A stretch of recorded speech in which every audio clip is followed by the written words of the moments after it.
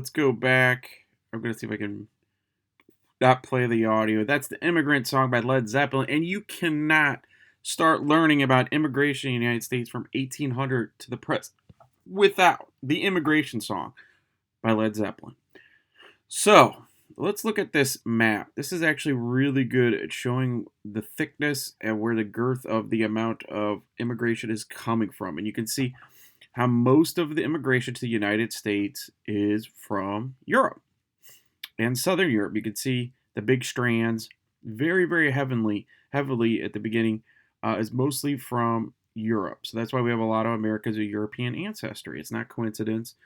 But during the open door policy in the United States, many European immigrants, originally starting, we'll get into, from the north, like England originally, and Germany, Scandinavia came, and then finally the French, the Spanish, and then later the Eastern Europeans and Southern Europeans would come in the last 120 years. And many also immigrated to, as you can see, Argentina has a very large European population, and Brazil, and Rio de Janeiro. So there's a lot of European people that move there, and a lot of people have European ancestry in Brazil and Argentina are the big countries in Latin America, and America and Canada tend to be more European ancestry. All right, we don't hear it again, but it is good. So, what is immigration? Well, simply put, immigration is when people come to live permanently into a foreign country. So, yes, you could live in a country for a couple of years, or you could even work in a country for a couple of years. So, I've had friends that have moved to Canada for a couple of years to work for a company or went to Europe, but then they come back to America. They didn't really immigrate, they temporarily stayed there. So, immigrate is coming into a country. Immigrate is the opposite. It's when people leave one country to go to another. So on the right side, you see this map, and the size of the circle kind of indicates how much immigration is coming in and how much is going out. And you can see the United States has a huge red circle. We are clearly a nation of immigrants. So if you go up to Canada as well, huge circle. And you can see actually Mexico had some immigration. There are more people leaving Mexico than coming into Mexico up until 2000. Now that might start changing now, but up until 2000, the last 1990 to 2000, this is kind of the pattern. And you can see Europe had a lot of net immigration as well. You could see like Germany, France, England had some coming in. Germany probably had the biggest chunk, as you can see, and that's actually probably saved Germany, because two countries that have had a net loss in terms of growth, population-wise, without immigration, and still has been Germany and France, and because women now have a lot of control over their bodies and can determine if they want to go into professional careers and to have children later in life. Professional women tend to have children later in life, and they don't have as many children, so they might have one or two children. Where women that maybe don't go into professions like being a lawyer or a doctor, or they have to go to 4 years of college and then another 3 years of law school or 4 years of medical school, and then 7 years of a residency if you want to be a doctor, and then they don't even get out of school until they're in their 30s. They might start a lot earlier having children if they get married younger.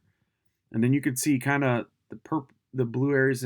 Believe it or not, China has more immigration, people leaving, even though the population is so huge, probably doesn't affect it as much as the United States. And you can see the Mideast has a pretty good amount of people leaving in like Iran, but there's some growth in like Saudi Arabia and Israel and other countries. And then Japan is finally starting to have some immigration, and that might save them because they've had a lot of population. They're very much like Germany and France and Britain, where they have net loss. Like they're not having as many children because everybody's pretty much into professional careers. So it's very interesting. Actually, the Canadians are the most educated country in terms of degrees. 56% of Canadians graduate college or do some kind of post-high school stuff.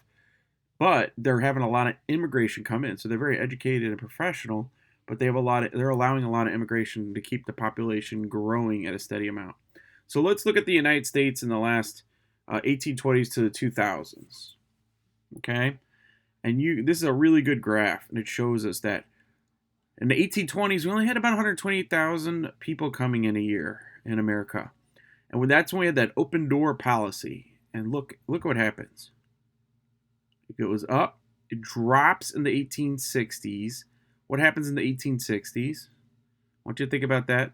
That's right where the kind of the civil. It's right at the end of the Civil War, where it just tanks, and maybe the economy itself's having issues, and maybe there's less going on.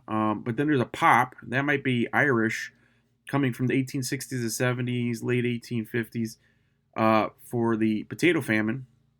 There's a lot of Irish Americans in the country, and then there's a jump again of immigration, goes way up until the 1890s, and then it drops off again. So if we had to guess, we're going to find out one of the biggest driving factors behind immigration is economics. So maybe the economy wasn't doing very good in the 1880s or 90s during the Gilded Age. It wasn't as attractive to come to America. And then right there at the turn where the progressive era starts to pick up, boom, bunch of immigration coming in. And then that's where you have a lot of those tenant homes and really terrible slums. And then it just slowly starts going down. And in 1920, it just drops. Like the bottom drops out. And we're going to find out that's when the door gets closed.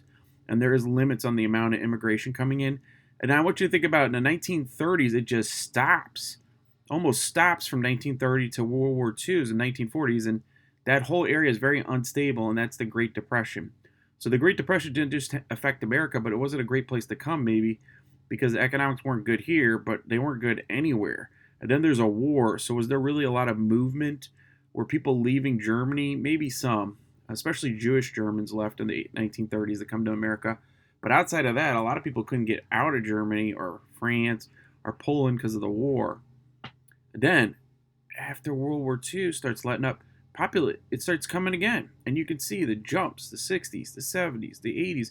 And it's been going up almost exponentially, and then it tapers off right around the 90s. Something happens. So maybe we get stricter on immigration. We're going to see. So let's check this out.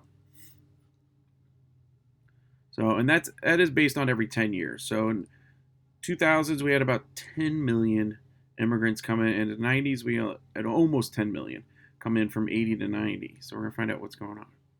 So why do most people come to America in the first place? Well, there are few immigrants restrictions in America. I talk about this open door policy. America really was a nation of immigrants until about the 1920s.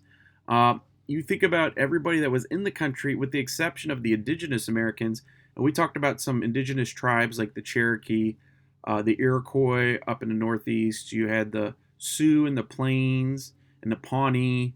And the Cherokee are actually originally from the Georgia area. And then the Seminole in Florida. And then you have the Cliff Dwellers and the Navajo in the Southwest. And it keeps going.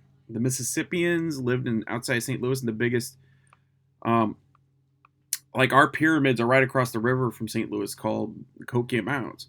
And you can climb across the biggest human-made structures in the world. That's over 1,000 years old. It's right across from St. Louis on the other side of the river. So there's plenty of jobs available in America. America had high demand for labor. It has a lot of space. Land's cheap. If you want to be a farmer, it's a good place to go. To avoid forced military service. Now, I know we take this for granted in America, but in most countries, you have to serve in the military for at least 2 years. That's expected. Like my family in Greece, for example, my cousin is a Jehovah's Witness. One of my cousins is a Jehovah's Witness, and he cannot touch a gun. That's against his religion. And in Greece, that's not an option. When you turn 18 or you graduate high school, you have to spend 2 years keeping the country safe. From 18 to 20, all males have to serve in the selective service. And if you refuse to, you go to jail. And that's what he did. He had to sit in jail for 2 years for refusing to touch a weapon or be in the military for any kind of violent means.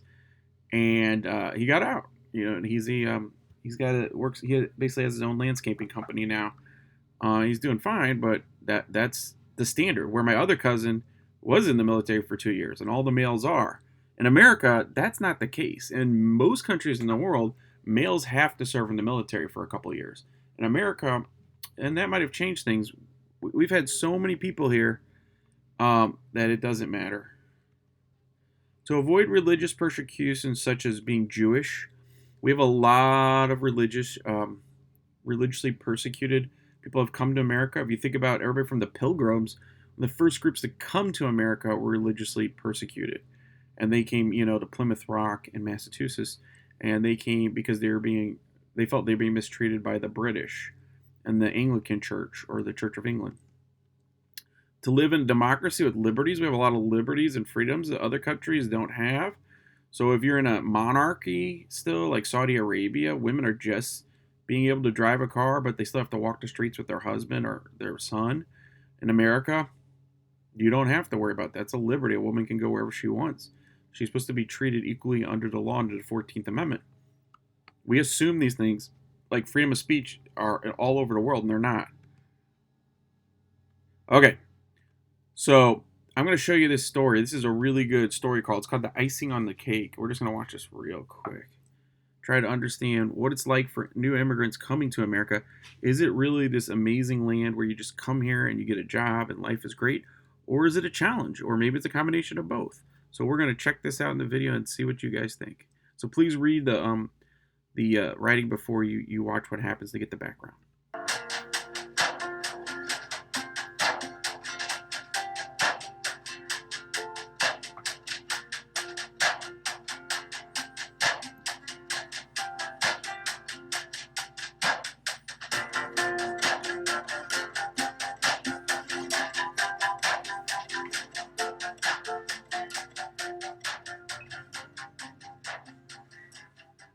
What kinds of jobs did you have since first arriving in the country? We were gardeners, and we were cleaning offices. I remember the offices. You remember that? We had the night shift cleaning. Mm-hmm. That's why, we had to take you and your brother. I didn't have a babysitter. I have memories of running into everyone's office and eating candy from their candy dishes. I remember being with my brother in our pajamas with the little plastic feet. And I also remember you would always buy us a cup of noodle from the vending machine, right? Like a snack, and then put us to bed on people's office couches, and then you'd carry us to the car when you guys were done cleaning the offices. Right. I remember that. Did they ever know? Did your bosses ever know that you took your kids? No, I don't think so. Is there anything that you've never told me but want to tell me now?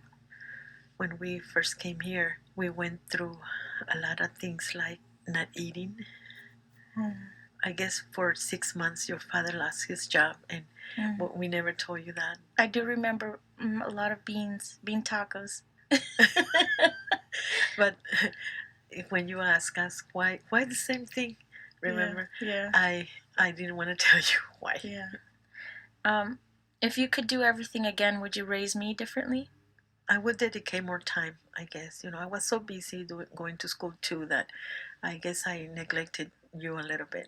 No, for me, watching you go to school with 2 kids and trying to make ends meet, that was the biggest inspiration for me to finish college.